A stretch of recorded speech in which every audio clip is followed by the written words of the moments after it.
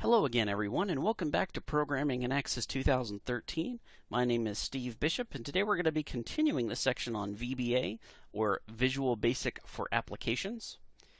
And let's hop back into our database here, and you'll see that I've created a new form here called FRM form, and I've given it two different controls.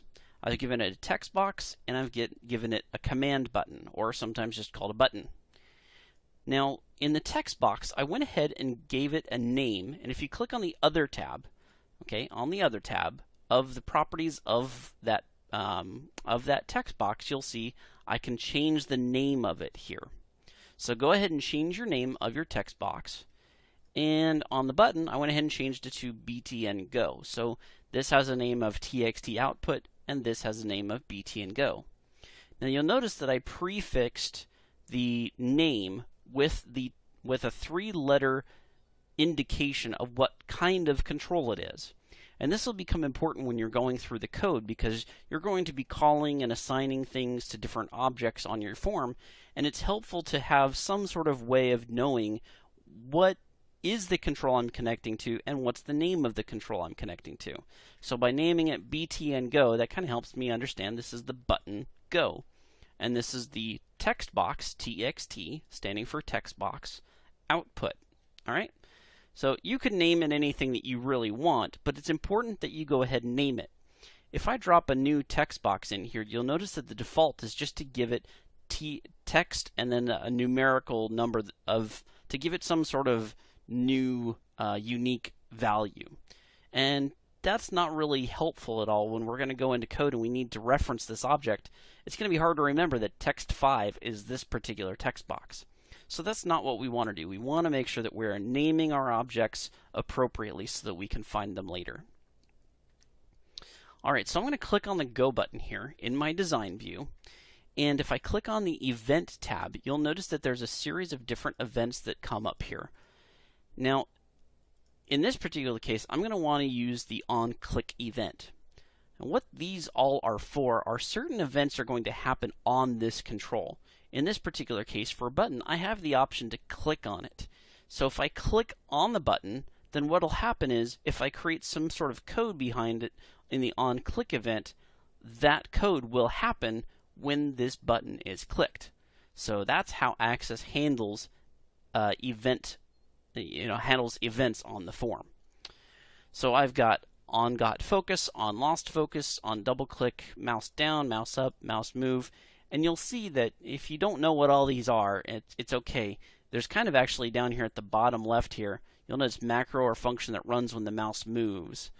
Alright, so that's essentially going to give you a brief little description of what that particular event handler does and when it's being triggered. Okay? So for this particular example, again, I've selected the Go button here, and I'm going to go to the onClick event here and select the ellipsis.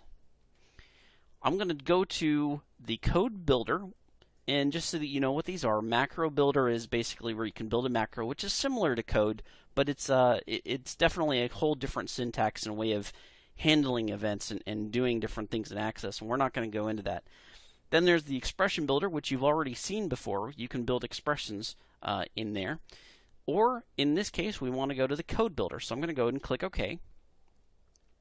And now we'll see that Access automatically creates some code for me. And one of the things that we want to notice is, remember how we were talking about the way that code is going to be grouped together and kind of organized in the background? Well, this is what we're starting to see. Form underscore FRM form is the name of the module that is associated with our FRM form. Okay, I hope that makes sense to you. It's kind of important to understand that form underscore form is the module that is automatically created by Access that is attached to the FRM form. And we can see the same thing is true for form FRM customer addresses, which is that form that we were working on before, and we got the me.requery. Okay? Oops, so let's go back into here. And here's where we can see a few keywords. I'm going to cover this a little bit later, but for right now, let's just talk about what we see here. The private is kind of a key phrase that helps indicate how much access other parts of the application have to it. And again, we'll go into that much later down in the series here. But what is important to understand is this sub stands for subroutine, okay? And the other option is what we call a function. But what automatically is created and generated by access is a subroutine for the btn go control on the click event. So this is very important. This is how access is automatically named this particular subroutine, so that it knows that this is the event that should be fired when somebody clicks on a button, the button go button. All right. So what we need to do is let's take some of the things that we've already learned. Let's take a variable. So we're going to dim ourselves a good old variable. We're going to call it str text, and we're going to give it a value type of string. All right, so there we've got our syntax to dim, and then there's the variable name as a string. Now that we've got this variable created in memory, we need to assign it a value. We're going to assign it a value by using str text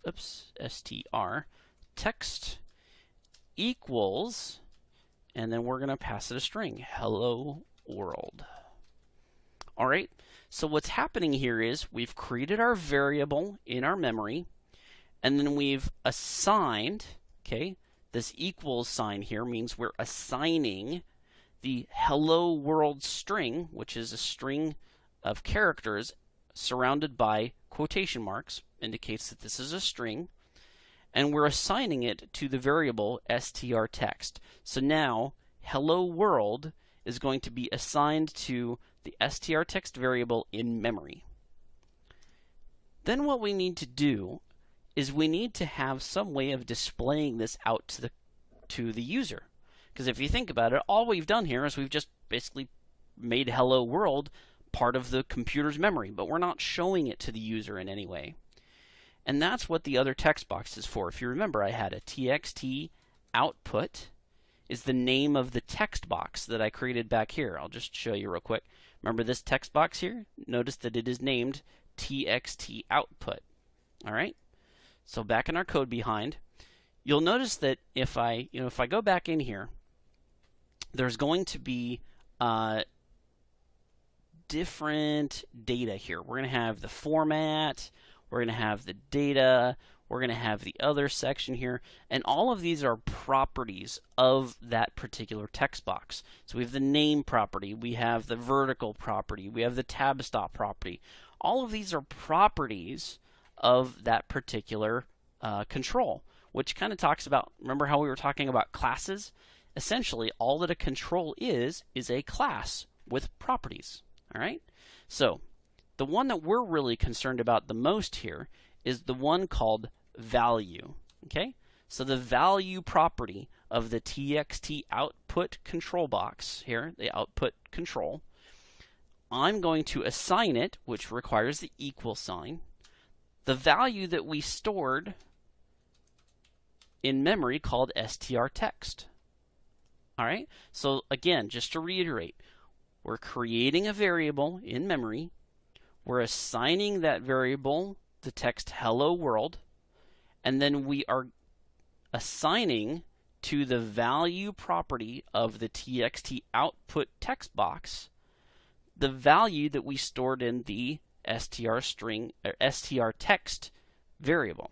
All right? So that's essentially going to hopefully put the hello world string in our txt output. So I'll save that here. Let's go ahead and go back to our form here. And under either the Design tab or the Home tab, you'll notice this button up here in the upper left-hand corner. And if you click on the drop-down arrow, you'll get the different views that we can go into. The one that we want is the Form view. You'll notice that we have the Form view here, and if I click on Go, there's our hello world string that we stored into memory, and then we assigned that value to our text box. All right, so that's some of the neat stuff that you can do in VBA. We're obviously going to go through a lot more than that, but just kind of give you guys a little taste of what it's like to create a variable, give it a value, and then assign that to some sort of control on your form and display it to the user. That's pretty cool stuff to know. All right, I hope you've learned something, and as always, go ahead and subscribe, tell your friends, tell your neighbors, tell your dog, whoever, let them know about this video series, and hopefully they can learn some stuff too.